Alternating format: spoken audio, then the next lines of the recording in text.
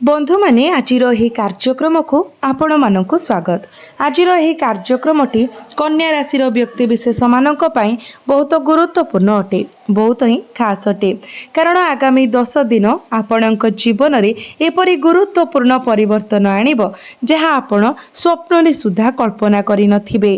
गोटे पटे बक्री शनि जेकोसी अहंकार को भांगीदेवे, अन्य पटे यही 10 दिन मध्य शुक्र मंगल एवं बुध को नहीं हेउथुबा प्रमुख ग्रह परिवर्तन आपणक जीवन रे तीनोटी महान खबर आनिब।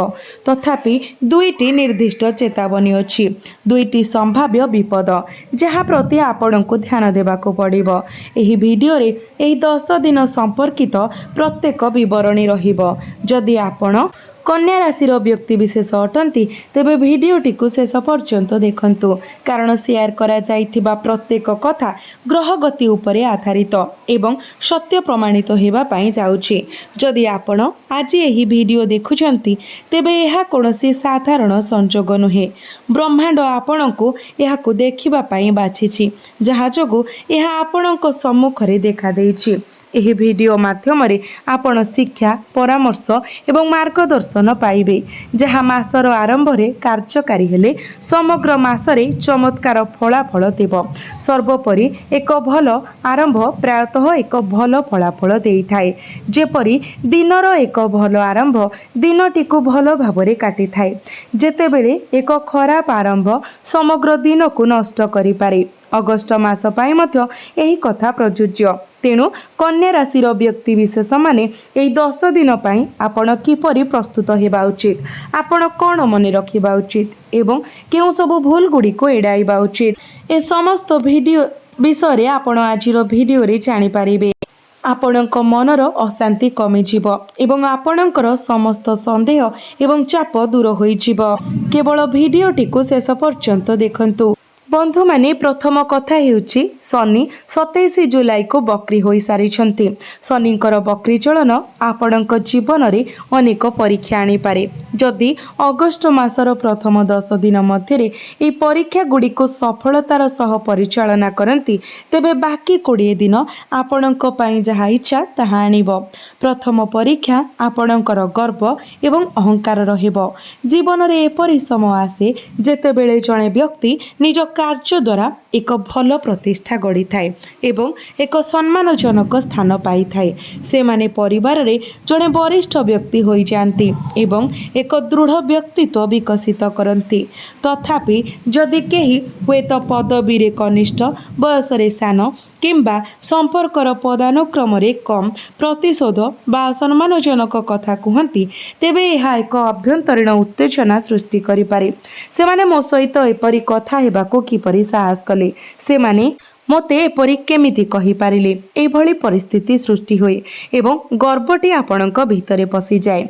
आपण एमिति कहंती जे आपण कोन मोर स्थिति जानिछंती, से प्रतिक्रिया हेउछि गर्व। जड़े ज्ञानी व्यक्ति से नुहे जे अधिक शक्ति सहित प्रतिशोध निए, जेपरि पत्थर रे इटार उत्तर देबा उचित। आपण प्रायतः लोकों को कहिबार सुनी थांती जे जड़े इटार उत्तर पत्थर रे देबा उचित, किंतु मु कहूछि जे जड़े ज्ञानी व्यक्ति ताहा करंती नाही। जड़े ज्ञानी व्यक्ति सेही व्यक्ति जे निज घर निर्माण पाई सेमानक उपरे भिंगा जाइथिबा इटा को व्यवहार करंती। केउ लोक माने इटार उत्तर पत्थर रे दियंती। अहंकारी एवं अहंकारी जो प्रतिशोधर आवश्यकता किंबा निजको प्रमाणित करिवार इच्छा द्वारा चालित। विपरीत से इटारू घर तैयारी करुथबा लोक माननको विचार करंतु, जो माने सेमाननको उपरे फिंगा जाइथिबा गाली अपमान एवं कटु कथा को ग्रहण करंती एवं सेमाननको प्रेरणा रे परिणत करंती। सेमाने भावंती सेमाने मो सहित एपरि व्यवहार करिथिले, एबे मो सेमाननको मोर प्रकृत मूल्य देखाइबी, शब्द माध्यम रे नुहे बरं मोर कार्य माध्यम रे। एवं भगवान शनि आपणक ठारू ठीक एहा आशा करंती। भगवान शनि चाहती जे आपण कठिन परिश्रम करंतु, श्रृंखलित रुहंतु एवं अन्य मानक उपरे निर्भर करिबा बंद करंतु। केतेक समय आमे अनुभव करू मते से कार्य करबाको पड़िबो, किंतु मु सेई व्यक्ति बिना एहा करि पारिबि नाही, किंबा मते बजार को जीवाको पड़िबो, किंतु से माने आसिले मु केवल जीवी। तेणु आसंतु देखिबा भगवान शनि आपणक जीवन पाई कोन रखिछंती। शनि वर्तमान बक्री चलन करुछंती। किंतु शनि केउठारे अछंती शनि आपणक कुंडली रे ठीक केंद्र रे सप्तम भाव रे गोचर करूछंती जहा व्यवसाय सहभागिता एवं आपणक वैवाहिक जीवन एवं आपणक जीवन साथी को नियंत्रण करे। कल्पना करंतु यह आपणक व्यवसाय उपरे केते गुरुत्वपूर्ण प्रभाव पकाइब। केतेक समय आपणक प्रतियोगी माने हठात उच्च हाथ पाई पारंती। आपणक क्षेत्र जहाँ हेउना काहेकि आपणक प्रतिद्वंदी माने अधिक शक्तिशाली हेबे। फलस्वरूप आपणक निजर मूल्य प्रमाण करिबा पई अतिरिक्त प्रयास करिबाको पड़िबो। एठारे एक सरल नियम अछि, अहंकार सामना करंतु नाही। भगवान शनि अहंकारी लोकों को घृणा करंती। जो माने कोनोसी जिनिस विषय गर्व करंती ताहा सेमानंकर धन शारीरिक दृश्य संपर्क किंबा बंधुता हेउ आपणको एहा एडाइबाकू पड़िबो। कारण सबु किछि दिव्य दान ईश्वर हेउछंती आमे जे लोक माननकू भेटी थाउ सेमाननकू आम जीवन रे आनंती एवं आमर जहा किछि अछि ताहा तांको कृपा द्वारा आसी थाए।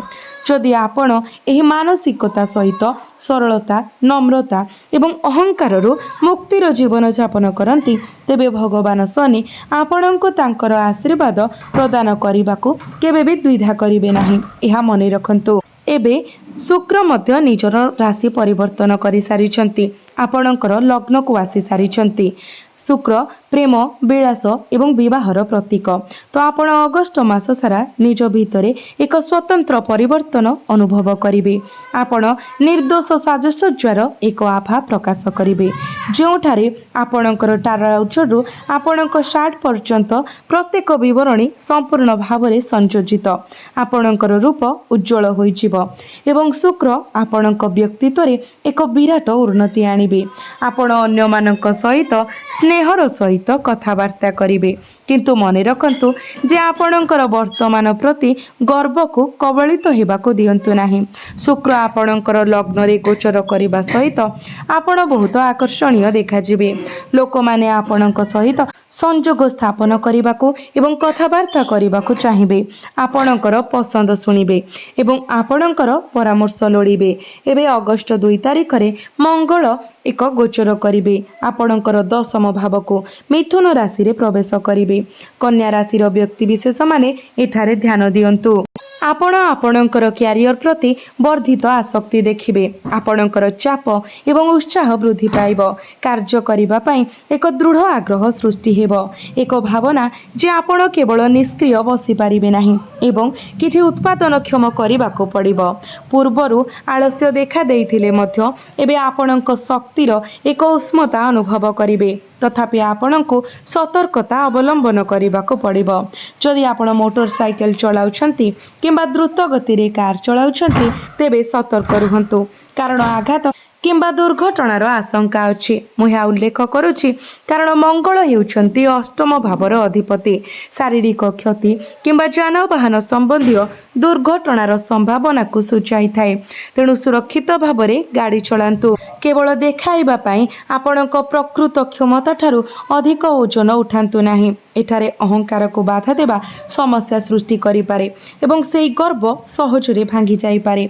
आपणको एहा प्रति सतर्क रहिबाको पड़िबो। एबे बुध जे आपणक राशि अधिपति अटंती 5 तारिख रे आपणकर लाभ भाव को गोचर करिवे। आपण एपरि सुजोग आउ केउठारे भी पाइबे नाही। ध्यान दियंतु।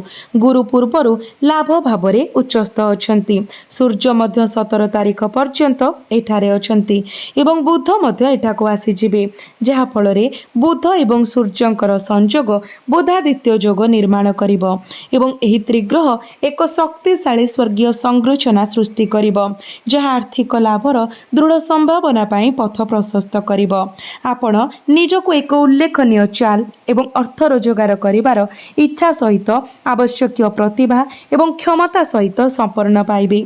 आपण आय सृष्टि करिबा सुजोग हासिल करिबा व्यावसायिक लाभ वृद्धि करिबा एवं अटकी रहिथिबा देय पुनरुद्धार करिवार क्षमता विकसित करिवे। आपणकर दक्षता वृद्धि पाइब। एही तीनोटी ग्रह एपरि शुभ संजोग सृष्टि करिबा पई एकाठी हेउछंती। एपरि सुजोग जहा बारंबार आसे नाही। सूर्य पूर्वरु एठारे अछंती एवं बुध 22 तारिख रे पहुंचिबा परे आपणकर पछको आसीबे। तथापि आमे वर्तमान परवर्ती 10 दिन उपरे ध्यान देउछु।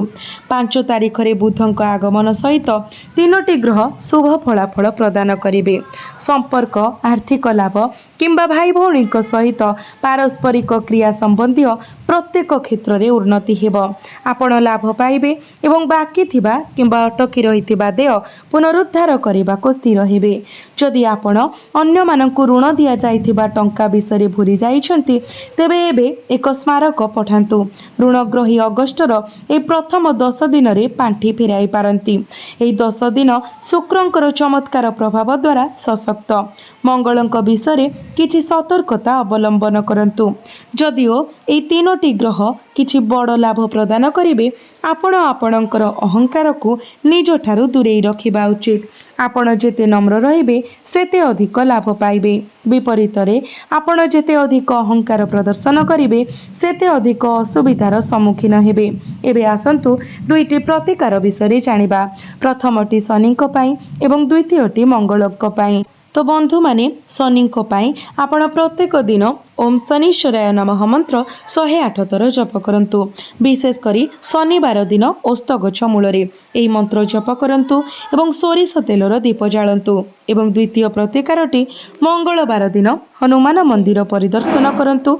गुड़ एवं चना प्रसाद भाव अर्पण करंतु। प्रभु हनुमानक सम्मुखरे सोरिष तेलर दीप जालंतु एवं हनुमान चालीसा एवं बजरंग बाण पाठ करंतु। आपणको अधिक मात्रा रे शुभ फल प्राप्ति हेब।